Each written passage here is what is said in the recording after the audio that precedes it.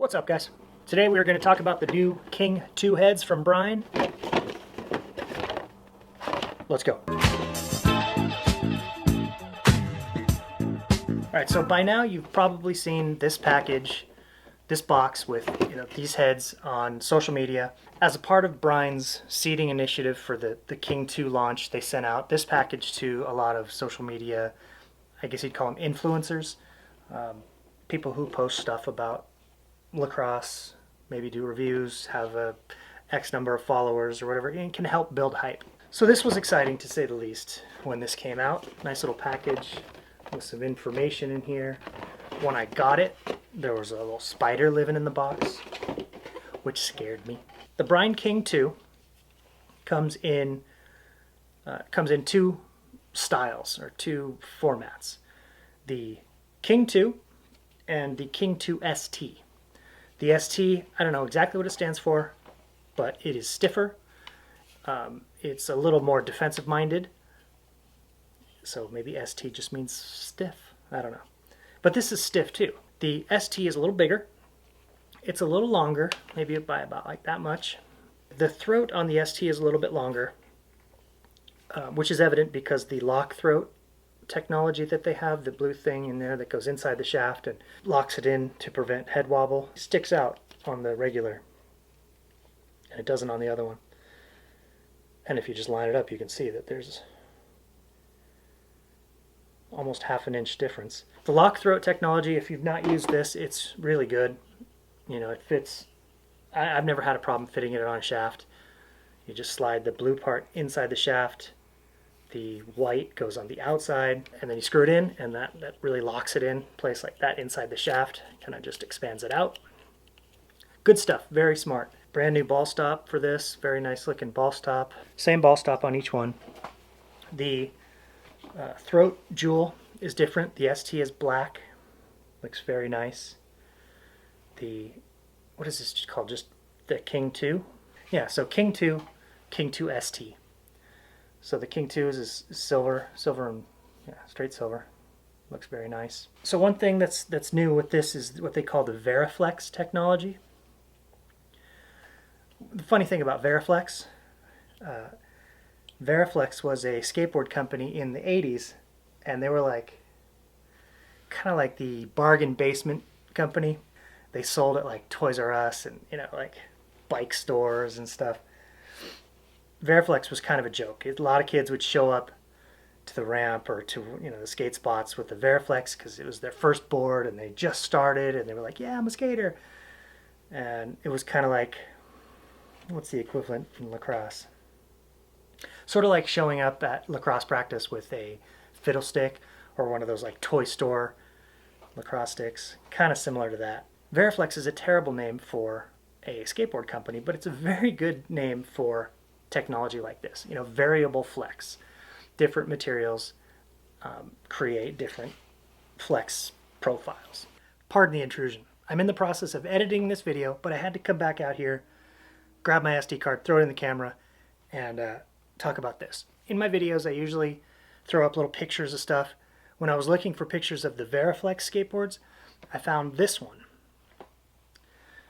This might not seem weird to you, but it is actually super weird. So Veriflex, Brine is using that in their head technology, that name. This board, the Air Attack, I never had the Air Attack. I never had a Veriflex board, but I did have this Brine Air Attack. This is the Air Attack shaft, and this is the Air Attack head. This was my college stick. So, Veriflex skateboards, Brine King II with Veriflex technology, Veriflex Air Attack skateboard, Brine Air Attack lacrosse stick. Lacrosse Illuminati. So if you look here, if you look at the top string holes, you'll notice a little bit of gray plastic, covering up a little more than a third, almost half of the top string hole. And on the back you see these little injection holes. So it's like a two-shot injection mold. It runs the length of the top, and then it also shows up right there, from there to there on the sidewall. So that's from about there to there. Let's read about it in the box. Variflex. A stiffer material inserted into the scoop and bottom rail that keep the head stiff in hot, humid conditions to retain accuracy and control. So that's pretty cool. Like, you know, we've had a lot of two-shot injection molded heads. Like, you know, the original Rabel had the different color struts, which I couldn't stand. I did not like that design. I didn't like the look. I didn't like it for dyeing. It just, I would never have bought a head like that. But this is cool. This is a little subdued, you know, subtle. The gray color is a great choice because it, you know, whatever you dye this, that gray isn't going to take away for anything. If it was like bright pink or bright red, you know, obviously that wouldn't work. I mean, it would, but people would kind of shy away from it who were looking for a certain aesthetic in their heads. Gray is a good choice. I like that it's a different color. If it was just white, it wouldn't have the same impact. People wouldn't notice it. I obviously, unstrung, have only done this with them. The King II, the regular King II, not the ST, is, if you look at the profile, you know, sort of a, not a real drastic offset. The bottom rail, you know, pocket placement, you get like a mid-low, low pocket, you know, so ideal for, you know, carrying the ball low in your pocket, dodging vertically, stick vertically, one-handed cradling, that kind of stuff. Nice face shape. Really, you know, nothing drastic with it, but absolutely quality head. You know, I like the shape. The scoop is fantastic. You know, that's the scoops are getting better in lacrosse, and I love it. You know what's interesting? I don't know if this is by design, but I'm sure it is. A lot of the head has a matte finish. You know, not totally matte, but not shiny. Until, like, even this part of the top scoop, the inside is a little bit matte, but right here, it's like high gloss and kind of slick, which if you think about it, going for a ground ball, having that smooth, real slick, that's a good idea. I wonder if that was by design. I'm going to assume yes, because very little is left to chance with these things. This has the same deal. I like that idea. If it's going to, you know, more likely, less resistance on the turf or the grass, slide along, make that ground ball easier, that's smart. Okay, and then the ST, you can see, is designed for, you know, a mid-high pocket. Still the same, I think roughly the same offset. It's wider, you know, flares out a little bit more, but it is definitely not your typical wide defensive head. This is a head that can be used by you know, close defenders who like to go coast to coast, play a little offense, LSMs obviously, short stick D middies, but also an attackman who wants a stiffer head. You know, this will work because it's not, you know, it's beefy. It's slightly, it's bigger. The rails are thicker. Oh yeah, you can totally feel it. It's hard to see when you hold it up, but the rails are thicker. The thing is definitely beefier. Weight, I'm not sure. I'll go weigh it in a minute. I'll go weigh it right now. All right, so the King II weighs, what did I say? All right, so the King II weighs 5.2 ounces. The King II ST weighs 6 ounces. So there you go. I've said in previous videos, I really like this trend of companies coming out with heads in the same line of heads, but with different molds and, you know, totally different shapes and purposes, functions, you know, for different positions. I think that's really cool. I think it's smart. You know, I think it really strengthens a brand. You know, the King II. You hear the King II, and you're thinking Brine King II. That's all you really have to remember. But now you know that there's an offense head, there's a defense head, rather than remembering Brine and then, you know, the name of this defensive head, the name of this offensive head, the name of this face-off head. Whoa. I think that's really smart. You know, String King does it really well. The Mark I.